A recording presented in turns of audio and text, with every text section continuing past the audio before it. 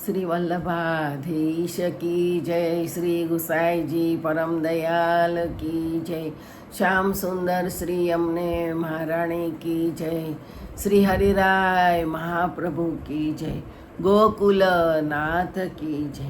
આપણે ષોડશ ગ્રંથ વિશે રસપાન કરીએ છીએ. તેમાં સંન્યાસ નિર્ણય ગ્રંથ ચાલે છે. એમાં 14મો શ્લોક આવે છે. ભગવાન અસાધારણ દયાના સમુદ્ર છે. ભક્તને ફળ મળવામાં જરા પણ વિલંબ થાય એ સહન કરી શકતા નથી. તેથી ભક્તનો તાપ ક્લેશ વધારે છે, મટાડતા નથી. ભક્તને વિરહ તાપ ક્લેશથી આપોઆપ જ લૌકિકનો જે ત્યાગ અનુભવાય છે તે અત્યંત દુર્લભ છે. એવો ત્યાગ જપ, દાન, વ્રત વગેરે સાધનોથી પણ પ્રાપ્ત થતો નથી. આવો ત્યાગ કેવળ ભગવાનમાં દ્રઢ આસક્તિ થતાં જ થાય છે, બીજા કોઈ સાધનથી થતો નથી. જે ભક્તો કપટ રહિત બની પુષ્ટિમાર્ગ પર મહાપ્રભુજીની આજ્ઞા પ્રમાણે આપની કૃપાથી ચાલે છે અને ભગવાનમાં સ્નેહ રાખી ભગવાનને પોતાનું સર્વસ્વ નિવેદન કરે છે, એમના ઉપર ભગવાન સ્વયં પ્રસન્ન થઈ અલભ્ય ફળ આપવાની ઈચ્છા રાખે છે. તેથી તે ભક્ત ભગવાનમાં પ્રેમવાળા બને છે. અન્ય કોઈ રીતે ભગવત પ્રેમ થતો નથી. હવે આપણે 14મો શ્લોક જોઈએ. દુર્લભોય પરિત્યાગમ પ્રેમણા સિદ્ધતિ નાન્યથા જ્ઞાન માર્ગે તુ સંન્યાસો દ્વિવિધોપી વિચારિતા. જ્ઞાન માર્ગમાં સંન્યાસ 2 પ્રકારના વિચારેલા છે. વિવિધ દિશા સંન્યાસ વિશેષ કરી જ્ઞાન મેળવવાની ઈચ્છાથી ઘરનો ત્યાગ કરાય તે, અને બીજો વિદવત સંન્યાસ જ્ઞાન.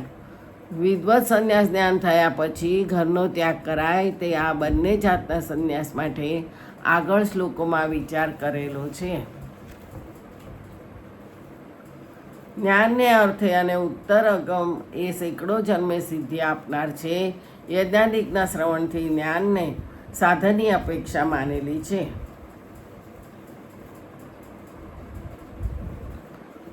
જ્ઞાનાર્થમ ઉત્તરાંગમ જ સિદ્ધરે જન્મ શતૈ પરમ જ્ઞાનમ જ સાધનાપેક્ષમ યજ્ઞાતિ શ્રવણાન મતમ.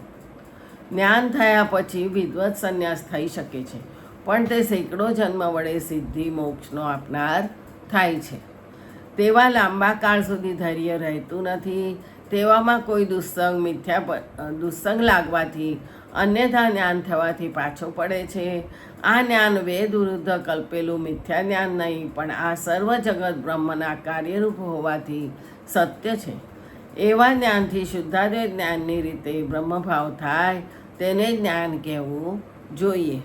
તેવું જ્ઞાન થયા પછી ત્યાગ કરે છતાં કાળના પ્રબળપણાથી દુસ્સંગ વગેરે પાછા પાડનારા જે અંતરાય આવે તેમાંથી બચી જાય તો સેંકડો જન્મે કર્મ કરવાથી મુક્તિ થવાથી અક્ષર બ્રહ્મની પ્રાપ્તિ થાય છે. અત કલો સ સંન્યાસ પશ્ચાતાપાય જ્ઞાનથા પાષંડિત્વ ભવેત ચાપી તસ્માત જ્ઞાનેન સંન્યસેત. તેથી જ્ઞાન માર્ગીય સંન્યાસ કળિયુગમાં પશ્ચાતાપને માટે જ છે, બીજા પ્રકારે નથી. વળી પાખંડીપણું થાય છે. તેથી જ્ઞાન માર્ગમાં સંન્યાસ ગ્રહણ કરવો નહીં. કળી દોષોનું અત્યંત પ્રબળપણું છે, માટે ઉપર પ્રમાણે વ્યવસ્થા છે. જ્ઞાન માર્ગે સંન્યાસ ગ્રહણ કર્યા બાદ લાંબા કાળ સુધી તે સંન્યાસ આશ્રમમાં રહ્યા છતાં જીવમાં આનંદનો આવિર્ભાવ થાય નહીં. પરંતુ આ કળીકાળના બળ વડે ઉલટો અન્ન દોષથી તથા સદાકાળ બીજાના સંગથી પાખંડીપણું થઈ જવાથી ઉલટું પાછું પડવા જેવું થાય છે.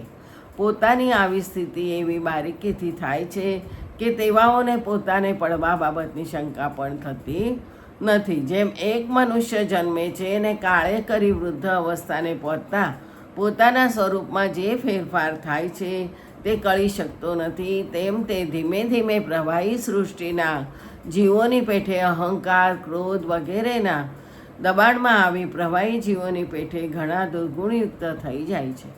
આવી સ્થિતિ થતાં કચિત કોઈ જિજ્ઞાસુને પોતાની આવી સ્થિતિનું મૂળ તપાસવા બેસતા કળિયુગમાં સંન્યાસની શાસ્ત્રમાં મના કરેલી છે.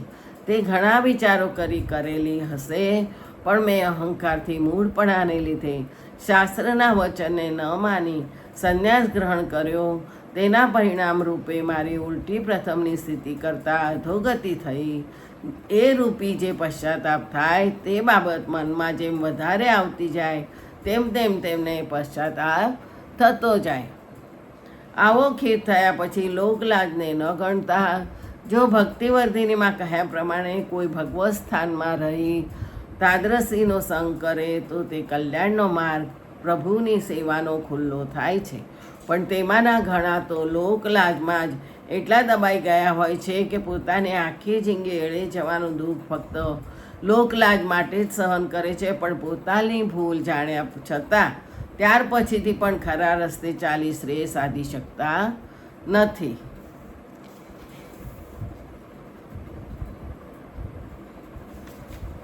જ્ઞાન માર્ગીય સંન્યાસની જેમ કાલજન્ય દોષો ભક્તિ માર્ગીય સંન્યાસમાં પણ કેમ સંભવી ન શકે એમ કહેવામાં આવ્યું છે. સુતરા કલિદોષાણા પ્રબલત્વાદ ઇતિ સ્થિતિ ભક્તિ માર્ગે ચેદ દોષ તદા કિમ કાર્યમ ઉચ્યતે.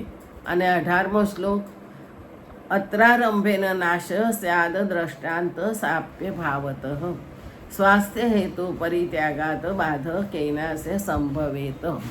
19મો શ્લોક હરેરત્ર ન શક્નોતિ કર્તુ બાધા કૃતા પરે અન્યથા માતરો બાલાન નસ્તે કુપુષ ક્વચિત. 19 અહીં ભક્તિ માર્ગમાં આરંભ કરતાં જ નાશ ન હોય, કારણ કે તેવા દ્રષ્ટાંત નથી મળતા. પણ સ્વસ્થતાના હેતુનો પરિત્યાગ છે, તેથી તેને બાદ કોણ કરી શકે? કોઈ કરી શકે નહીં. આ ભક્તિ માર્ગમાં હરિબાદ કરવાને સમર્થ નથી તો બીજો કોણ સમર્થ હોઈ શકે?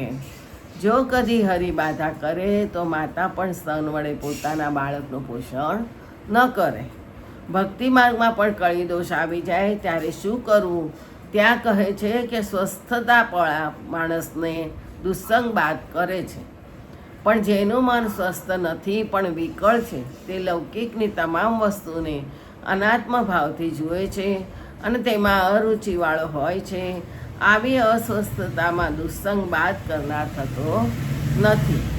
જે કાળને વશ છે તે ભય વડે સ્વસ્થ બની જાય છે, પણ જેનું મન ભગવાનમાં જ લાગી રહેલું છે તેના પર કાળની સત્તા ચાલતી નથી. તેવા ભક્તોને ભગવાન વિનાનો એક ક્ષણ યુગ સમાન જાય છે. તેમનું મન આ જગતમાં કાયમ માટે વૈરાગ્યવાળું હોય છે. પોતે ભગવાનને અનુકૂળ માનવાવાળો હોવાથી દરેક સ્થિતિમાં પોતે ભગવાનની લીલા વિચારતો આનંદ જ માને છે. પ્રહલાદજી જેવાના દાખલા જોવાથી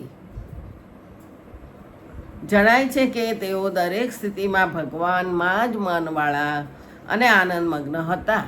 આવી સ્થિતિ થતાં બીજી બાધા કરવા સમર્થ નથી. એટલું જ નહીં, પરંતુ વિરહપૂર્ણ ભક્તોને ભગવાન 6 અને એ ગુણ જેનામાં પૂર્ણ છે તે પણ બાધા કરવા શક્તિમાન નથી. કારણ કે કોઈના ઉપર ક્રૂરતા મળે તેને તાડન કરાય, પણ જેના પર તાડન થાય છે તેના અંતઃકરણમાં તે તાડનરૂપ નહોતા લાલનરૂપ જ થતું હોય તો ક્રોધ કે ક્રૂરતા થવાનું જ કારણ ક્યાં રહી શકે તેમ છે. જે પ્રભુના ખરા ભક્તો છે, જેઓ દરેક સ્થિતિમાં પ્રભુનું જ લાલનનું જ પોતાના પ્રત્યે વિચારે છે, તેમની અધોગતિ થઈ હોય એવો એક પણ દાખલો કોઈ પણ શાસ્ત્રમાં મળતો નથી. ધાવણા છોકરાને પ્રપંચનો વાહ વાયેલો હોતો નથી. તે વખતમાં બધા ભયમાંથી બચાવનાર પોતાની માત સર્વશક્તિમાન છે એવું તેને ભાન હોય છે. તો પોતાની કાયાને દુબળી થવાની પરવા ન કરતા તથા અનેક જાતના ખાનપાનના વૈભવ પડતો મૂકીને પણ માં પોતાના શરણાગત બાળકનું ખોરાકી પોશાકીથી અન્યના ભયથી પોતાથી બનતું પોતાના દેહની પણ પરવા ન રાખીને રક્ષણ કરે છે.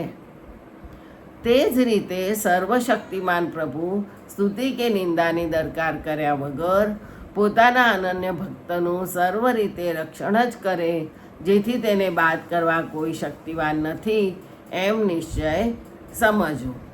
હવે 20મો શ્લોક આવતીકાલે લઈશું. જય શ્રી ગોખલેશ.